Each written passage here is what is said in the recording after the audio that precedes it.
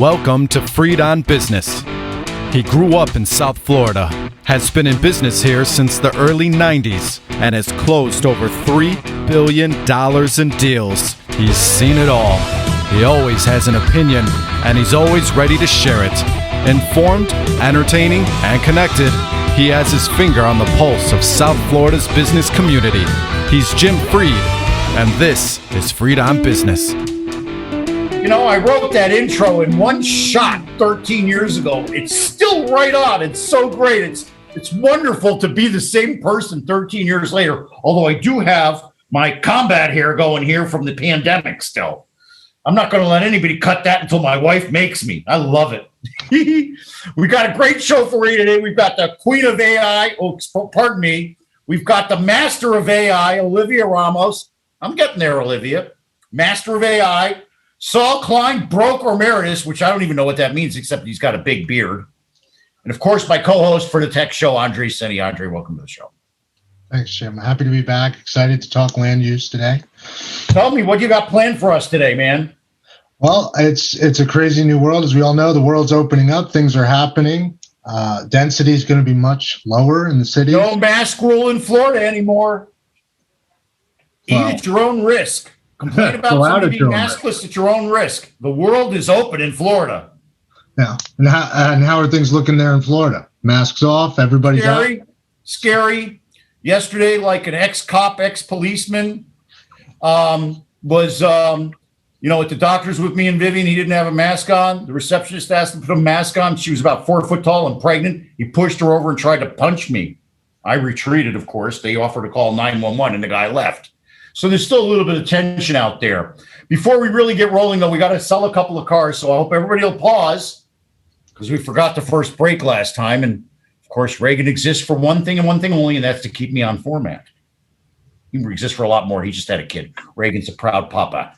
Reagan, what's the name of your new child? My 2-week-old son is named Phoenix Mendoza. Not Jim Freed Mendoza? I promised Jim my fourth born, not my second. That's right. And see, it's because it's the pandemic and we're all rising. So, Reagan, congratulations. Let's rock the world, and then we'll come right back and rock it some more.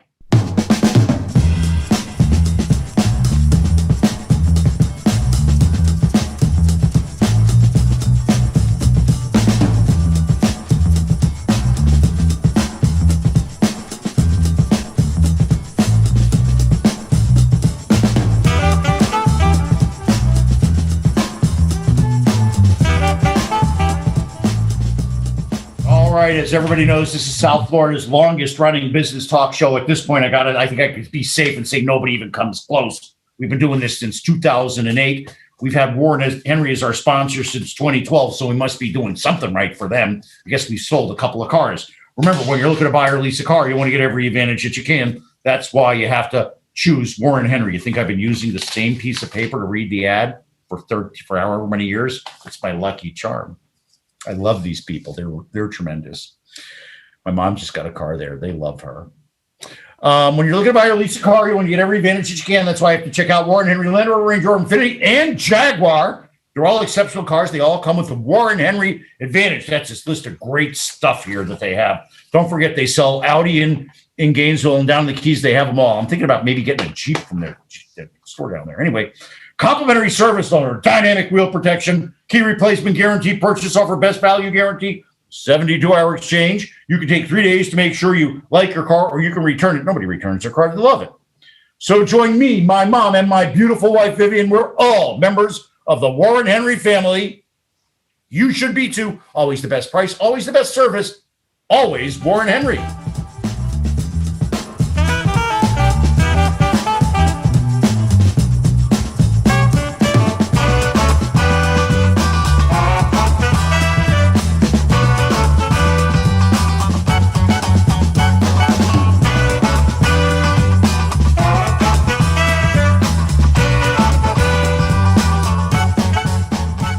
I love playing that song because it really feeds into my brand. My brand is that I self-actualize by helping other people achieve their dreams and goals.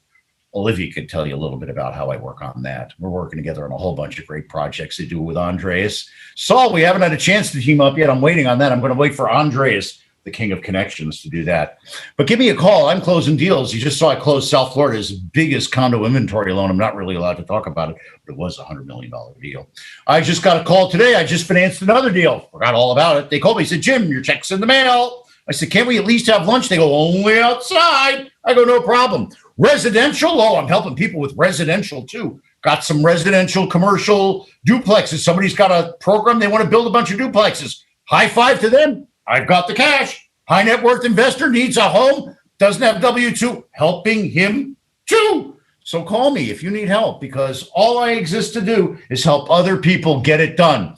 Call me, 305-773-6300. People actually use that number off the show. Why? Because when you call me, it's always all about you. Welcome back to Freed on Business. Connect with us on LinkedIn, YouTube, Facebook, and Twitter at Jim Freed or at Freed on Business, and on Instagram at Jim Freed1. Now, back to your host, Jim Freed. Hi, I'm Jim Freed, and I love technology. Can you tell? I have a podcast that reaches all across the world. You go, Jim, how do you know? Because a week and a half ago, I got a call from a guy that can't get out of New Zealand. We're going to do a deal together in North Carolina. How do I know? Because the call's later today, and we already quoted him the ridiculous cost. We're getting the guy 100% financing, but it'll cost him 20% interest and a bunch of points. So, Andreas, welcome back to the show. Know anybody who needs a land loan? Unmute yourself. Now it's a Zoom call. I don't have to tell this group about how much is happening in real estate. You've got Olivia's deep blocks over there and Saul. Yeah, we need loans, and you're funding them. I see it every day online. More deals getting funded. More people. We're happening. It's happening. So, Andreas, now we've got Saul on. Saul's seen it all. We're talking about data management and data applications, and the only person that I know that I got to talk about that with is my person that's my artificial intelligence expert, Olivia Ramos. Olivia, data revolution. What's going on, and how do we handle this fire hose of information? I love the topic today. I think, thank you for having me always. My pleasure. And pleasure to see you, Saul. And I think the land use, like the subject of land use and the subject of data, big data, artificial intelligence is really interesting. And I want to kind of start with this. Developers originally kind of stayed in their turf. They focus on markets they were really familiar with, and every market had their own developers that kind of behave this way. With the ability to have data everywhere and the ability to analyze and kind of remotely understand markets, what's going to happen to that local developer? Because now any developer can go to any market and have the same resources you used to need boots on the ground for. And so I think that's going to change the way we build, and a product that works in Miami could also work in 50 other markets. And they'll be able to find those sites immediately, analyze it, and move forward. So I was wondering how Saul was thinking about that and what effect you think that's going to have on the local developer. Wow, Olivia, I agree with you 100%. So what I see is, and we call it a revolution, and it really is, what's happened is the technology is moving forward fast enough to create more transparency around property. And more transparency will create, or should work to reduce risk. And a reduction of risk should go from there, right? So I see just tremendous. For me, I look at this and I think that land use is now a social issue. Now, it's not that it hasn't always been a social issue, but it's really a social issue now. And so as we look to things like, and even with COVID, we look to walkability, what's going to happen to downtown areas, what is happening in an area with regard to business fees that are being paid, property taxes that are going delinquent, all those types of things that you can bring together today. You use mathematics, create algorithms, artificial into whatever you want to call machine learning. But what happens is the data can be more transparent. It can be more closer to real time.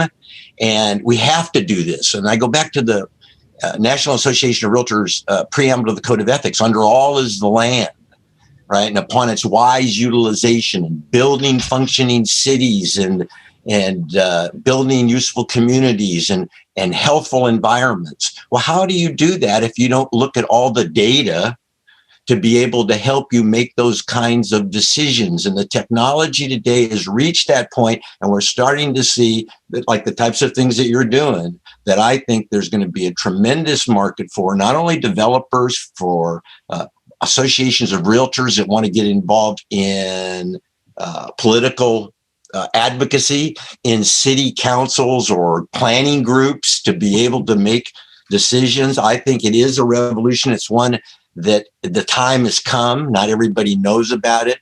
This is my passion right now, is trying to get the word out about this and how important it is, because decisions can be made that benefit society overall. And we had time before we could exploit the land, so to speak, in any way we wanted, but we're beyond that now. And so, first of all, Saul, it's already happening. I ran for city commission. I used Olivia's data to bludgeon my opponent. Her stuff was tremendous. But I want to talk about something, and I want to talk about an evolutionary an evolutionary way. And Saul, we have to double dip you on this. When I got started, I used to do what I call information arbitrage. Okay, I'll liken this to fantasy football. It used to be like 15 years ago, I could do the fantasy football. I'd put my team on by dialing the number on the dial pad. I'd go buy the magazines. They'd be obsolete before I got them. They'd send an update out. If you were lucky, you'd get it in the fax the night before the draft. And if you got that fax, you'd know who to draft more than anybody else. Now, the information is ubiquitous. Guess what I don't do anymore? I don't play fantasy football anymore because I can't outwork the other person, and I'm playing against professionals that I don't even realize. It's the same thing in real estate. People are out playing blind against professionals, and they need help, and they need equal footing. There was a great comment from Ken Morris, who's been on the show talking about office. He's a smaller shop up in Broward County that does office. He's saying that technology allows him, the sole or small practitioner, to compete very effectively against the big boys without a lot of overhead. So to me, it's the democratization of real estate. Softball to Saul. Yeah, it absolutely is. It gives people access. It's transparency. It gives people more information to make decisions, right? And make better decisions. So it's like the natural direction. This is exactly, and the technology now, and people are getting more used to this. So it stops the scare tactics also. Somebody asked me yesterday, what's a great solution for bringing affordable housing to the neighborhoods that need it? I say multi-generational housing compounds, the granny house in the back, or maybe that's for the kid that came back from college, and you don't know where that can be, and you can't argue against the fear unless you have, unmute yourself, Olivia on your team. Yeah. Olivia, you're muted. Yes. No, I'm listening. I love what you guys are saying. Olivia, has anybody in the, I'll say, community on a national basis, because I know you're in a lot of markets, approached you to talk about using your data as a wellness tool? Oh my gosh, I want $1 for calling it that. What do you mean as a wellness? Well, before I ask that question, it allows people to have a better lifestyle, a better quality of life. Therefore, it is a wellness tool. How about that? So what do you think about that, Saul? No, you're absolutely right. That is a piece of the way that this message, this is a piece of the way this message has to be socialized. It is a wellness tool. That's exactly, there are things that people don't see beyond what they see today with the use of the real estate. Right. You're right, Jim. That's the direction. Right. It's the ultimate wellness tool, because what it does is it allows you to see the future and put the future together in a more coherent and multidisciplinary, beneficial manner. Oh my God, where am I coming up with this? It's so right on. And okay, so, but one second. I think in terms of like explaining it in a different way, let's say if this was a little bit confusing, another way to explain it is if if this is democratized and smaller players can have the advantage that the bigger players had, then there's more competition. If there's more competition, you have better products. You can reduce the price of products, and you have lower cost of living in a sense, and more innovation, and that brings for a better or wellness in the society. Components of wellness. Those are the components. You see, people have to think in a much broader scale. Okay? Now you're watching on the national news where they're interviewing the architects about their office, and they show you the big swinging fans and the opening doors, and everybody comes in only 3.5 days a week and all that other stuff. We're going to get to what the world is going to look like in a minute. I'm getting excited. I hope you guys are. Andreas may even talk in the next segment. Reagan, rock it!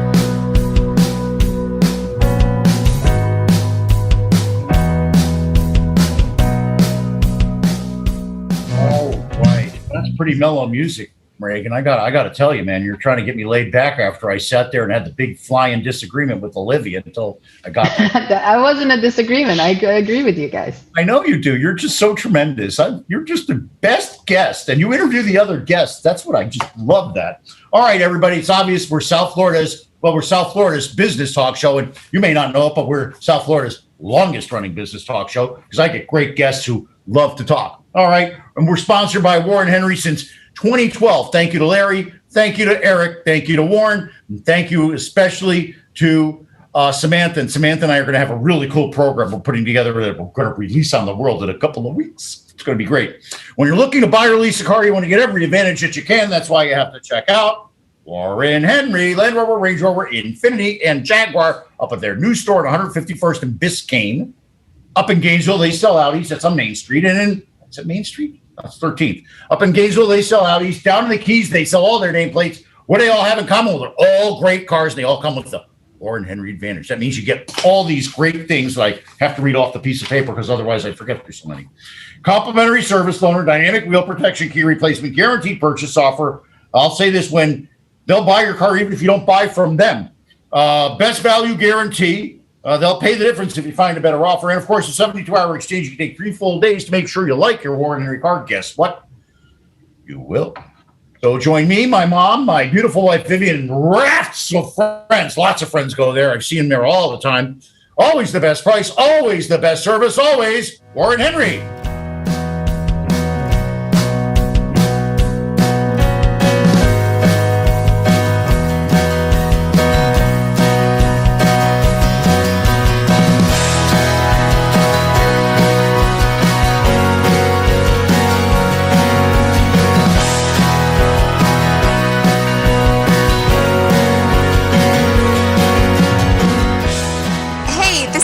Carlson from Carlson Integrated. You know, a lot of our clients find that they can do anything, but not really everything. We are always excited to jump in and help. So whether you need another set of hands for a project or even comprehensive marketing management, our team of marketing mavens would love to have a conversation with you to see if we are the right fit. We do everything from logo and design work to email outreach and social media to writing and thought leadership. And here's a fun one. We are now offering our fabulous ebook of top 10 marketing tips on our website for free. So head over to carlsonintegrated.com and grab a copy today. And please always let us know how we can help. My email is Becca, that's BEKAH at carlsonintegrated.com. That's BEKAH at carlsonintegrated.com. Let me tell you, Carlson Integrated is so tremendous. Rebecca Carlson is great. She gives me extra time to do the things that are important to me, and she always helps me look good, except for, of course, my pandemic hair. That's just the way it is. I love my pandemic hair. It makes me feel young. All right, call me. I'm doing deals, bridge loans, construction loans, land loans. Call me if you need some help getting from here to there. 305-773-6300 gets you me, Jim Freed. What do I bring to the table? Besides great contacts, I bring positive energy. It's great to have a phone call with me. And you just say, Jim, I got to go, and I'm done. So call me, 305-773-6300. I know the kings of Wall Street, the folks in Chicago, everybody in Texas, and all the way out to California. And I just got a call from New Zealand thanks to my social media and real estate technology. So call me, 305-773-6300. DM me. Just find me. You can Google me. Everybody with the name Jim Fried hates me, except for me, of course, because they're on page 4. Why do you call me? You call me because when you call me, it's always all about you. Welcome back to Fried on Business. Connect with us on LinkedIn, YouTube, Facebook, and Twitter at Jim Fried or at Fried on Business, and on Instagram at Jim Fried 1. Now, back to your host, Jim Fried. Olivia, Andreas and his family, while they're real estate brokers, they're really developers. So I'd like to take this thought about wellness and using your system. Andreas, how would working with Deep Blocks help you and your family develop a place that would be better for society, more profitable, take a lot of the risk out, throwing the ball to you?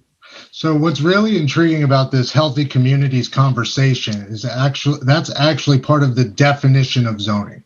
Zoning is put into place to create healthy communities. By zoning, I mean what we can build and where. And I'm intrigued to hear what Olivia is seeing with her system. But the way it helps us, my family specifically, is we've always gone in and rezoned or had variances for locations, stringing properties together for something new that would benefit the community.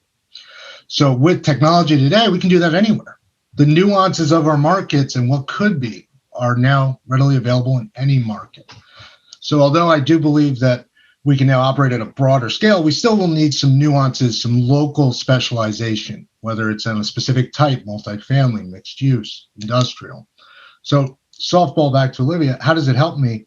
Well, it tells me what I can do and whether I should do it if I understand it fully. And then over to Saul, as a follow-up, what I'm really eager to know is what he sees as new passive income, new incomes coming off that property that I haven't even thought of, and how that'll affect zoning.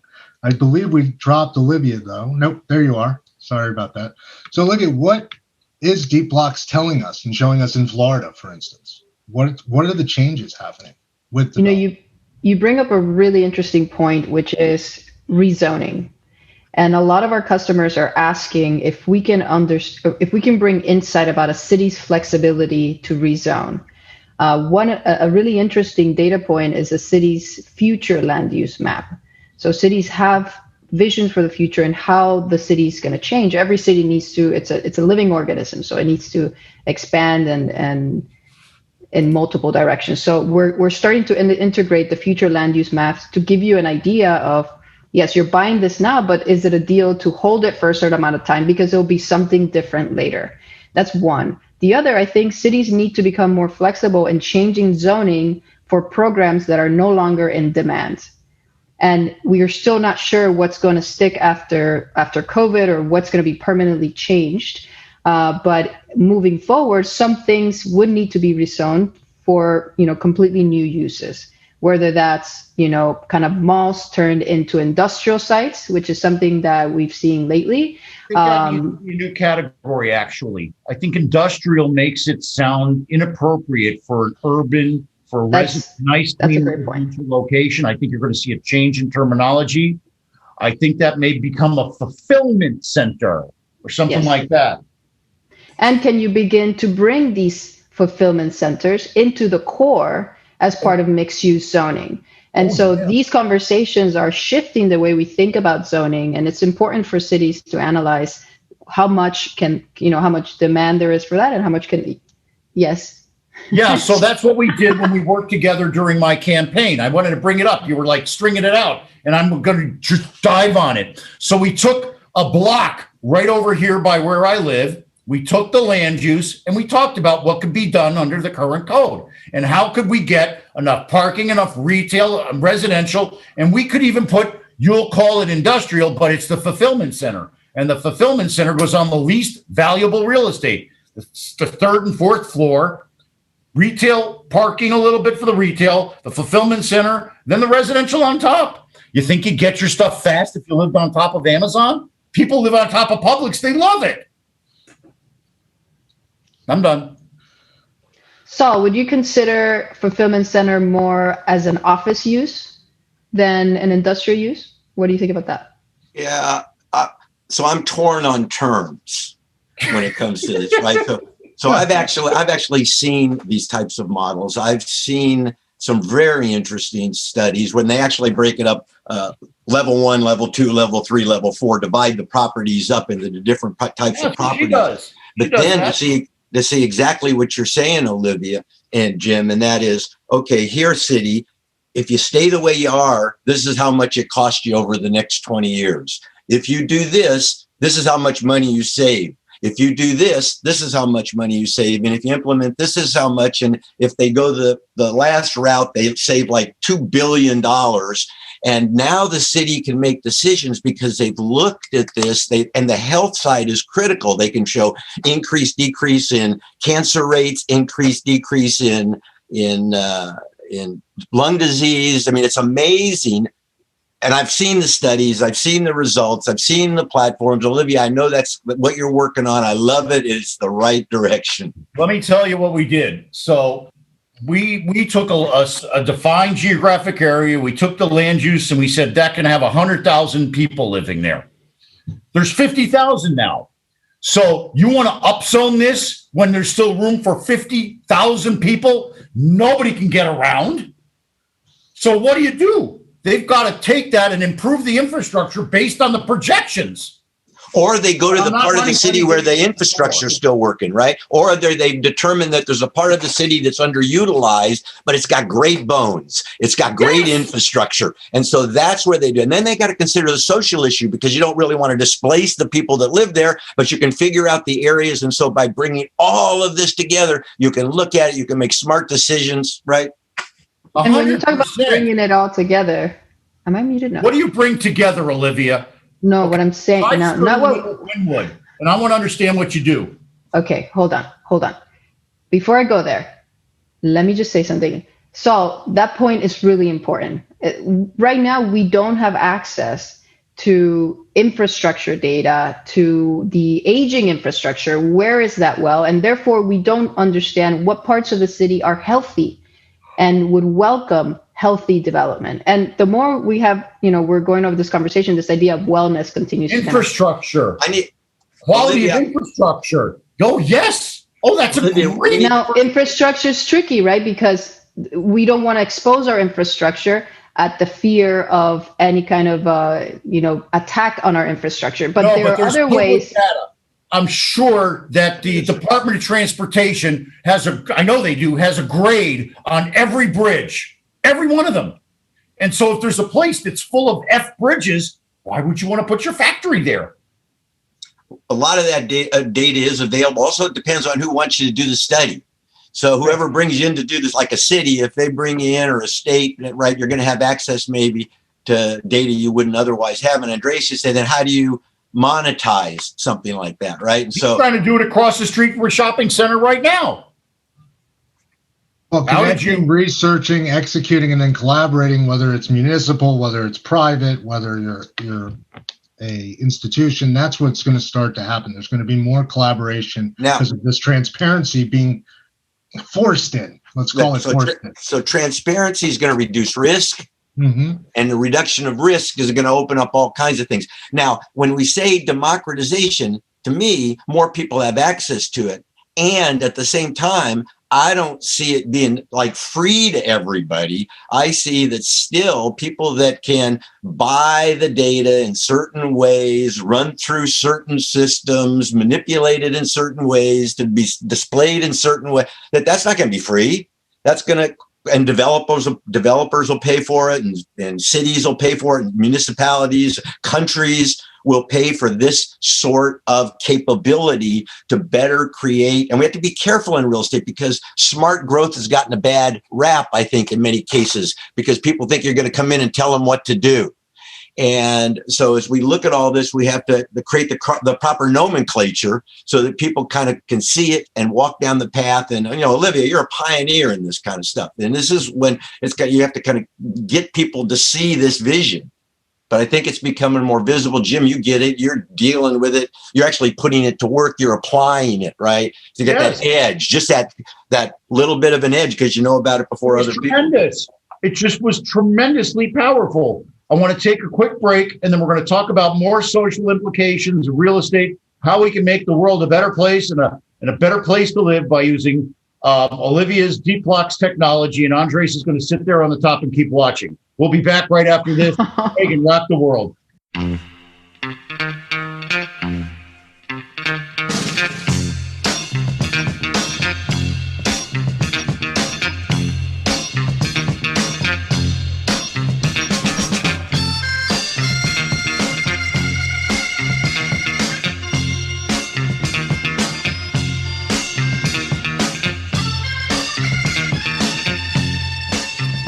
All right, everybody, we're South Florida's longest running talk show. You can see that I went to see, somebody yesterday. I'm just glowing.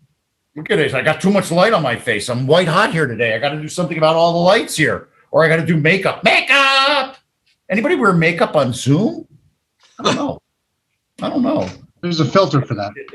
Hey, I'll tell you who doesn't need anything. That's the guys at Warren Henry. They got it cooking over there.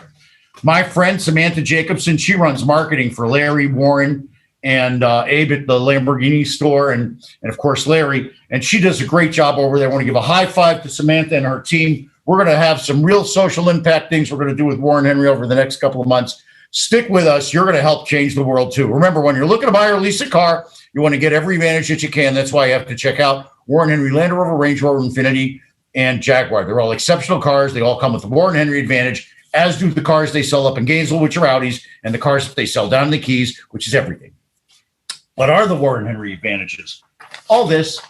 You get complimentary service loaner, dynamic wheel protection, key replacement, guaranteed purchase offer, best value guarantee, and the 72-hour exchange. You take 3 days to make sure you like your car. You will. So join lots of my friends, lots of them. I get calls all the time. They walk up to me when I see them, and I'll soon see them all again.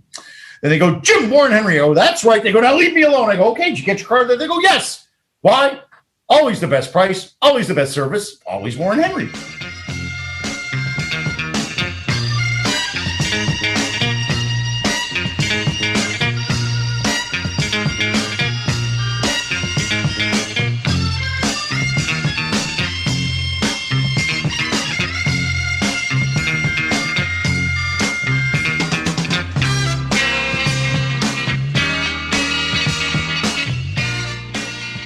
I try to be kind. It's not always easy, especially the person that's running up behind you and honking their horn and then cutting you off. But hey, not everybody lives in Miami.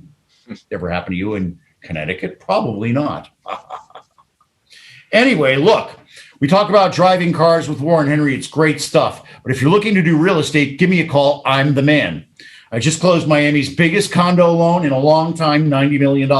Can't talk much more about it, but my phone's been ringing off the hook with all the names that Olivia solicits to join her team. So call me, 305-773-6300. Not only do I have insights from doing the radio show and talking to all the great people that are on all the time, but I also have my ear to the ground. So instead of just getting data, you get information and you get help. And remember, when you call me, it's always all about you.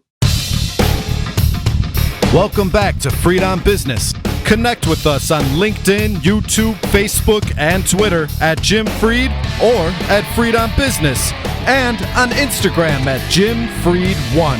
Now, back to your host, Jim Freed.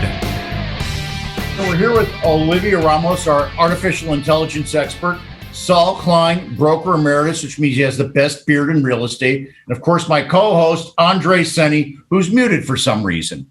So, back to it. Talking about your program and making good, healthy cities, Olivia, are any of your clients using it for that yet? Or what are they using it for? Okay, so our clients are using it to scan across markets. So with our software, they can look at 11,000 parcels and narrow down to the 5 that meet very, very precise development potential.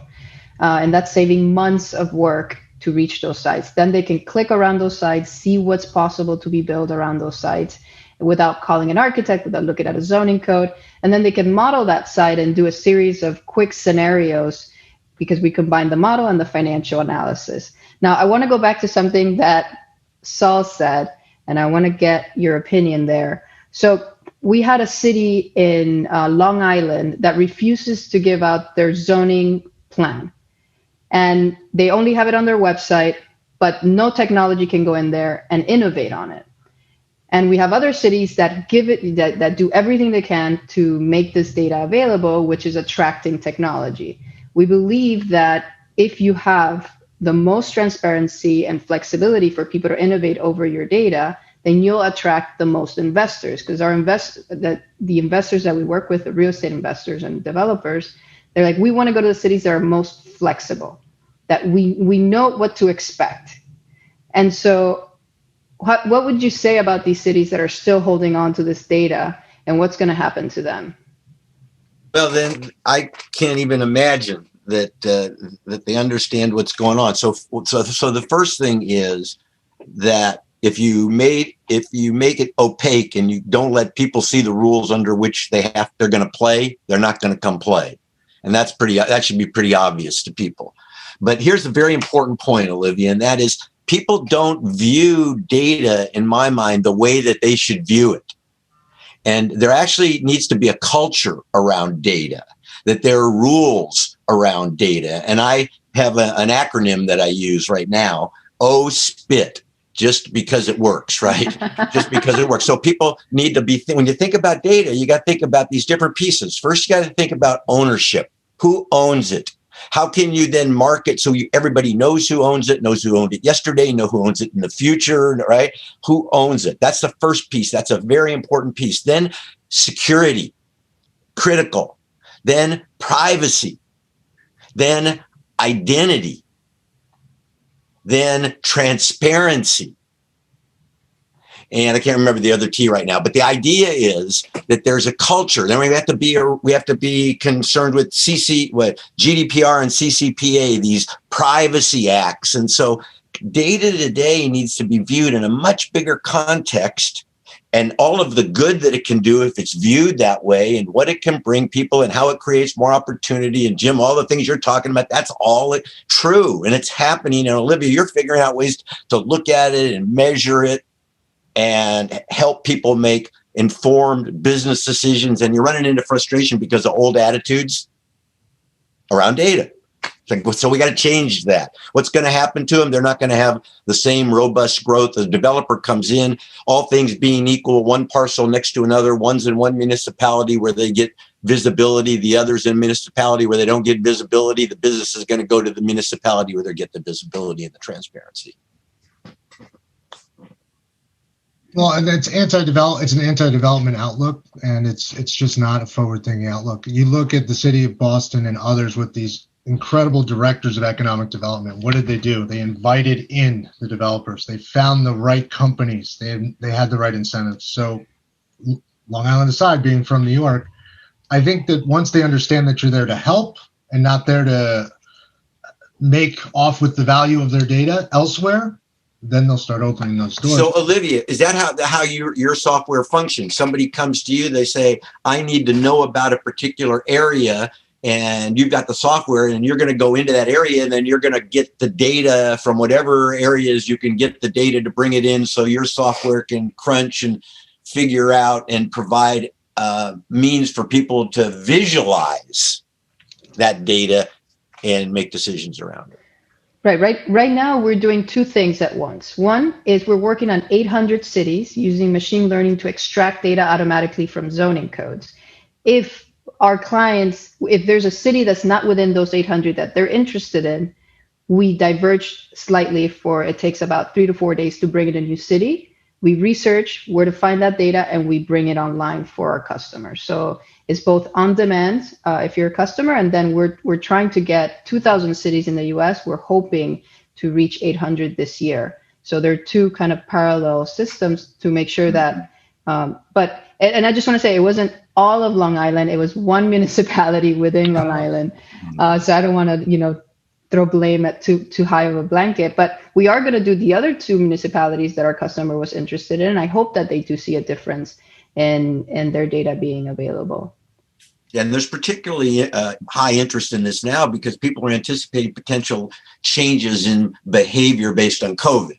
And so to be able to go in now, and there's also going to be a lot of money spent. The government's going to spend lots and lots of money, right or wrong. Boy, there's lots of money is going to be pouring in, and to be able to see, what's happening in areas and how that might, so there's going to be great future demand for that, your kind of capability, I think.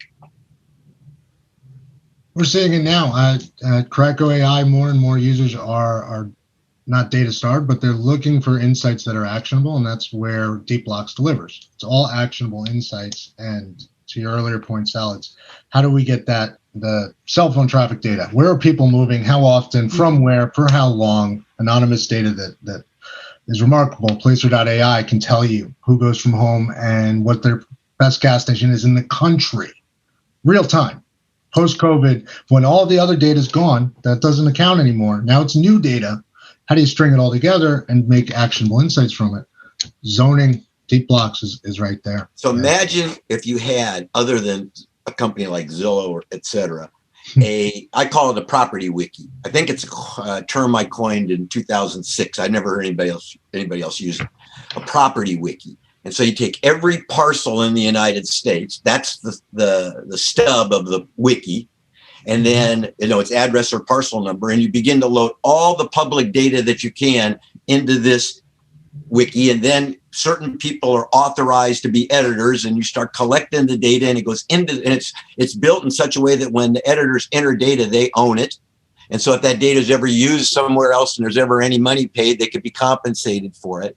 And so now you give homeowners access to go in, and now they're documenting their home and putting all the information. And then you got to think about that data, who has access to that data, those data rights. And maybe then you see legislation so that those data rights run with the land, right? Pertinent to the land. So when you sell the property, what goes with it are the data rights, which is all the information, but different people own different pieces of information, which if utilized for whatever purpose, somebody uses as a photo for an MLS photo and some other realtor took it 10 years ago, they could still be compensated for that.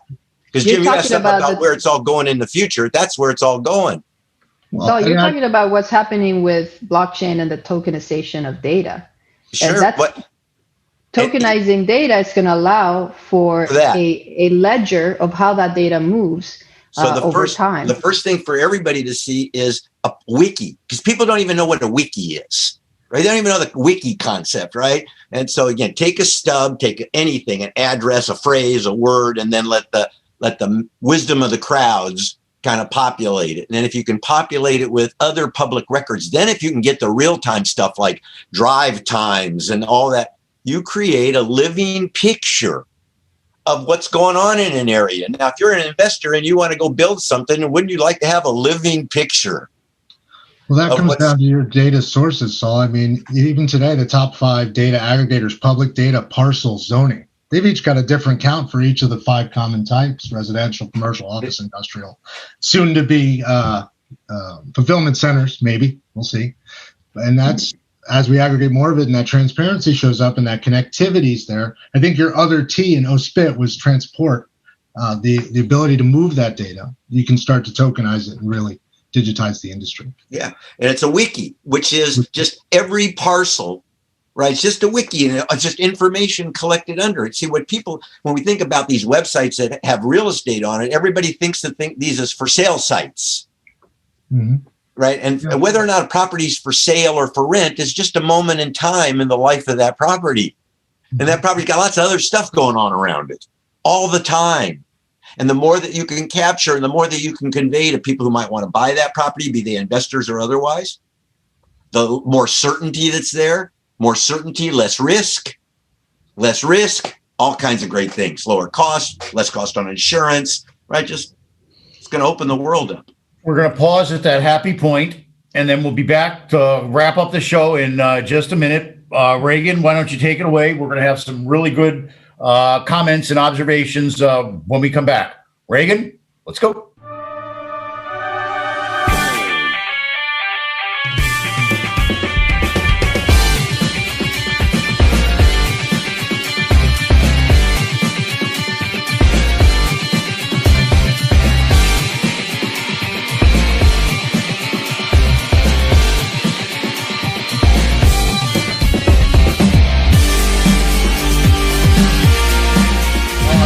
I'm Jim Freed, and this is Freed on Business, and it's South Florida's longest running business talk show. We've been on since 2008. Warren Henry's been our sponsor since 2012, so I guess we must be doing something right for them. Remember, when you're looking to buy or lease a car, you want to get every advantage that you can. That's why you have to check out Warren Henry.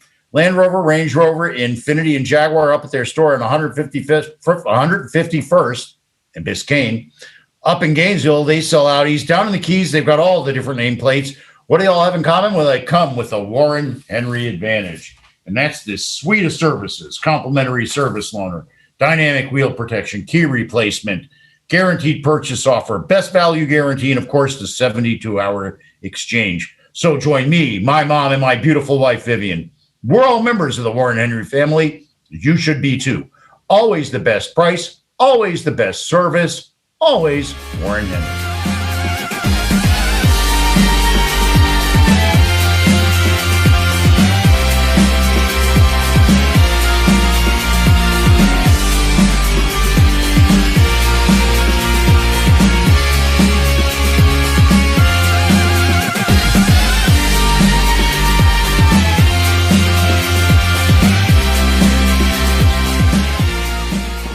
This is Becca Carlson from Carlson Integrated. You know, a lot of our clients find that they can do anything, but not really everything. We are always excited to jump in and help. So whether you need another set of hands for a project or even comprehensive marketing management, our team of marketing mavens would love to have a conversation with you to see if we are the right fit.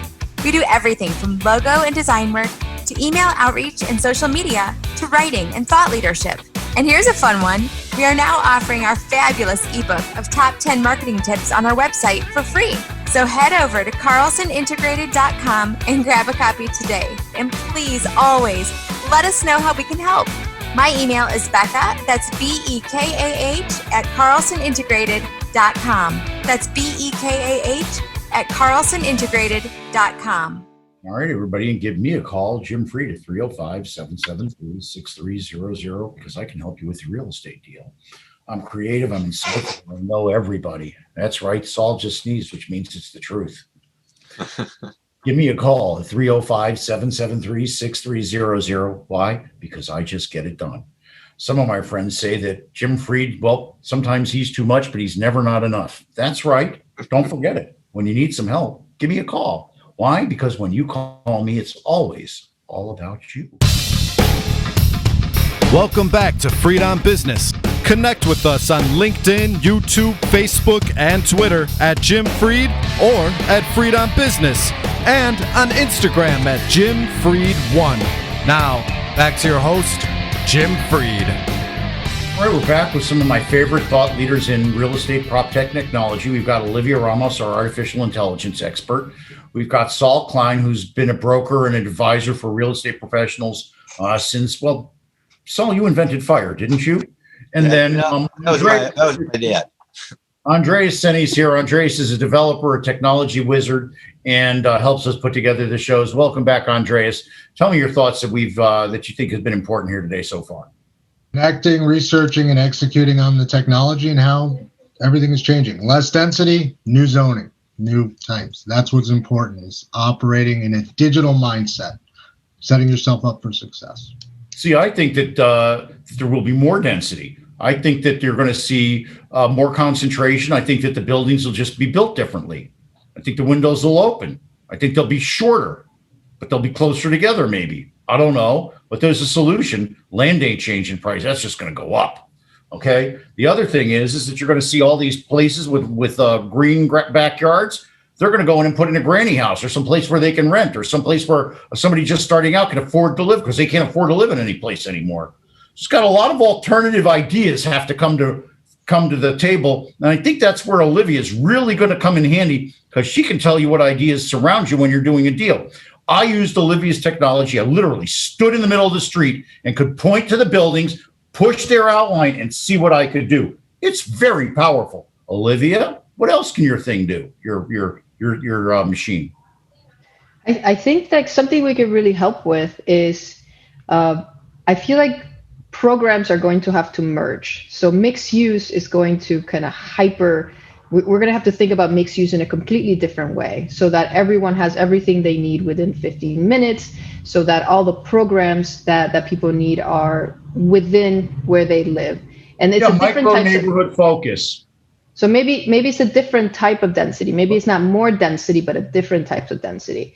And what's cool about that is to be able to analyze many uses in a single building, it takes a lot of time. So being able to do rapid prototyping and seeing what is the right combination and the right kind of the appropriate, what would I call that? Ratios. That's what I'm looking for. The ratios of these uses and what is the best return and what best meets the demand. I think that's something that requires many iterations to optimize. Artificial intelligence can do that. A computer can run thousands of iterations. Usually you do 2 or 3 when you do a project, and you go with one of them. And we don't think that's good enough. If we want to talk about passive building, and we want to talk about optimizing where the windows go, optimizing to the very last detail for reduction of cost, you have to use machine learning to get to that optimized model. And that's what we're moving towards. And we think that's going to be very helpful in the future mix of densities that we're going to need for our cities. Boy, are you going to get pushback. The developers think that they're artists. They think that they know how the different uses go. They think that's fine. Certainly sized. And you want to know something? Sometimes they're right. Sometimes they're wrong. And I think that it's a real, first of all, putting it in perspective, I did feasibility studies right out of college for things like Pleasure Island and a bunch of condos in Orlando. I know what I'm talking about. Okay, so now that your machine's going to replace me in my mind. No. I'm not replacing you. Are you complimenting me? Yes, I'm making you faster. You can run a couple of models in your mind, and as a developer, the longer you've been in the game, you get to that model very quickly. They never stop. What if you could also run thousands of models for a single project and do that for every single project you're thinking about? Like, why wouldn't you pick between 3 optimized models rather than expecting your mind to run that the same way a computer does? It's so just keyword, Olivia, optimize. And Jim, I think you're right. I think you're going to see more density for a number of reasons. It's less expensive to service more, and we can't afford to keep using the land the way we are. As we start to look at this, we're going to realize it. And you're going to see, as a matter of fact, as you start to break up an area to analyze it, the way in which transportation, you look at the transportation outline and the bones in the city in an area, and then look at the travel distances to work and play. And that's the way you can categorize areas within a city, and you can look at it. Or the little neighborhoods. See, a city and then you'll identify those within that, exactly what will happen. A city is a compilation of neighborhoods. When you understand the neighborhoods, then you can lead it. But we're not here to talk about politics today. It's going to be increased. You'll see increased density. I mean, you're going to see that because it's going to be lower logistics costs. Yeah. It's all going to be about logistics and getting what you need when you need it without anybody else getting involved. It just will. If you're a control freak, you never want to see anything except the Amazon person at the front door, and it's very difficult on everybody. People are assuming that after COVID, nobody's going to want to live close together again. I think that's a premature. New York is filling up again already. I've already talked to the guys. People are going into the restaurants and scoping them out already, deciding what's new. The restaurants are reopening. The new coffee shops are coming. New York is going to replumb, and all the people that came here for 6 months are going to leave. That's the truth. The people that bought the houses, they're here just escaping taxes. The guy who has his 2 kids in the grade school, that person's not coming here. They're going to stay there and make the sacrifice like your parents did for you. Olivia's nodding and thinking I'm obsolete. What am I, Olivia? No. I'm not thinking anything. I think what Andreas, and tell me if this is what you meant. We might not be building cities in the future that are 80-story tall buildings. What we might do is add density to the residential areas for like 6 to 8 story, kind of like, I'm thinking Vienna. It's a really nice kind of like mid-sized density, but continuous across. And I think that might work better for transportation but I might be wrong. We might have Manhattans everywhere. That's Washington. Used to be Philadelphia, but then they built higher than William Penn. It's new types of density, not new, but data-driven design. And that's the difference. Jim, you're very opinionated. And your opinion's right because you've lived it and you've done a lot. But I think what the overriding theme across this whole conversation was, we're going to see this. We're going to know this. How? Data-driven decisions based on deep blocks, based on these regulations, based on people moving. That's the new density. It's going to tell us how to optimize flows of people. What really? It's also optimizing the flow of cash flow. The deal that I just closed, the majority of the equity was raised in like 15 minutes online. Unfortunately, the folks that were trying to do that 5 years ago were wrong, but the survivors are there and they are very efficient. There's a whole new wave coming. One of my investors is one of the original people on Len Street. So, maybe we'll get him on to talk about the history of that down the road. We've only got a couple minutes left. So I want to go around. I want to start with Andreas, then Saul, then me, then we'll end with Olivia. What do you think the future of technology is? One impact that it's going to have on your business. You can take a couple minutes. It's okay. The impact technology has on your business is the ability to operate faster and smarter than your competitor if you're willing to adapt and adjust. Take what you know and what makes you great in your models today. Let computers accelerate your pace, get you further. I don't know how that's going to happen for me. I would need like a person to consult. They would need to watch me for like a week. Then they would need to see what I do. And then they would need to develop an algorithm, which would be impossible to replicate me because I'm like random. But I go through like this feel and it works. That's just me. Saul? Yeah, so it doesn't matter what business you're in, technology is going to make those types of repetitive things easier and easier to do. Mm-hmm. And those things that are nuanced are really the human side of the equation. They're going to be more difficult for technology to do, but people need to realize that over time, even the technology will get good at the nuance and the recognition. So technology will not only change, it'll make things faster, easier, less expensive, and be prepared for the changes that come with that. The way you're doing business today might not be the way you do business tomorrow. If you're like going to only be in your business for the next 2 or 3 years, don't worry about it. If you're going to be in it any longer than that, you really need to pay attention. I'm going to jump in here for 1 second. We're always talking about commercial real estate. I've got my hemp farm thing going. We're going to use technology like crazy to track the seed to the plant to the delivery to the thing has to be there in 2 hours at CVS. And where is it? And how's it getting there? Oh, am I going to have a great job for Olivia when she's done with deep blocks? All right, Olivia, what's coming our way? And just don't tell me it's just virtual reality and virtual whatever stuff. What's really happening out there? Okay. So I won't go too far into the future, but the idea, so experience means you've done it many, many times and you've collected data points along the way and you've connected these data points to make a better project every time. That's the experience that we have. If computers can do a lifetime of projects in seconds, think about the optimization that can be had, that we can have by computer generated models in real estate. So, and it doesn't mean you're losing your job. Somebody still has to make a decision. But instead of doing 2 or 3 iterations and a history of like maybe 30, 50, 100 projects that you've done in your lifetime, you have thousands of iterations with thousands of scenarios that are coming together with data points you don't use that could be very useful. So I think computers are going to be great to optimize the cost, to make room for innovation, to make room for sustainability.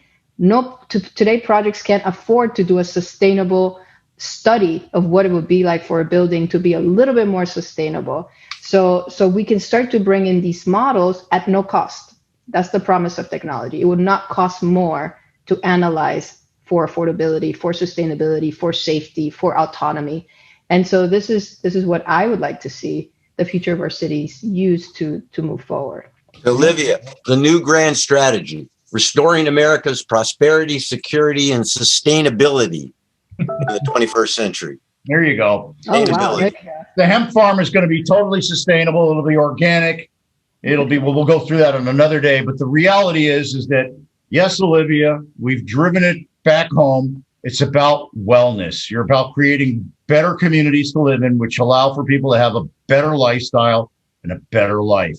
And that's where we're going to leave it today. Thank you to my guests, Olivia Ramos, my artificial intelligence expert, Andreas Senie, who is the founder of Real Estate Collaborative, CRECo.ai, where you can connect, research, execute, and collaborate online through one simple portal. It's commercial real estate connected online. You like the way I said that, Andreas?